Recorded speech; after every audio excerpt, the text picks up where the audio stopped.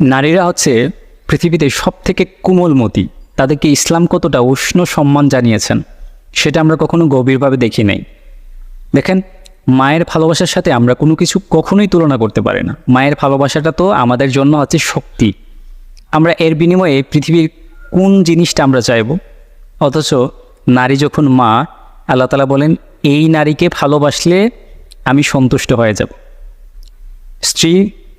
স্ত্রী হচ্ছে একটা পুরুষের সবথেকে ট্রান্সপারেন্ট একটা রিলেশন। নারী যখন স্ত্রী, তখন তার সাথে সদাচরণ করো, তাহলে মহানবী হযরত মুহাম্মদ সাল্লাল্লাহু আলাইহি সাল্লামের ওয়াদা পালন হয়ে যাবে।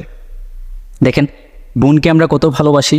বোনের ভালোবাসাটা হচ্ছে সবথেকে সুইট একটা রিলেশন ভাইয়ের জন্য। বোনরা তো হৃদয়ে থাকে, তারপরেও বোনকে ভালোবাসার বিনিময়ে আল্লাহ তাআলা আমাদের জীবন এবং রিজিকে বারাকা দান করবেন। নারী যখন মেয়েকে